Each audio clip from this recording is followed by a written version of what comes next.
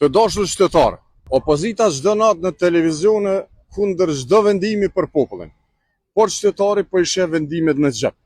Sot qeveria Kurti dao 100 euro për pensionistët, 100 euro për fëmijët, 100 euro për studentët dhe 100 euro për punëtorët e sektorit jo publik, pra privat.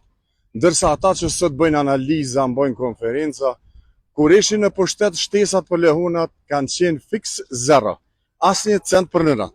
Ne i nisëm me 170, pastaj bën 325, e tash 500 euro në muaj. Nga Niko Riko edhe paga minimale do të jetë 500 euro. Pra këta dikur s'kan lënë asgjë, sot nervozohen pse qytetari po përfiton. Kjo është diferenca. Ata për tendera e privilegje, ne për pensionistin, studentin, lehunin, punëtorin. Prandaj ka kaq shumë zhurmë, sepse qytetari po e sheh kush punon e kush vetëm flet.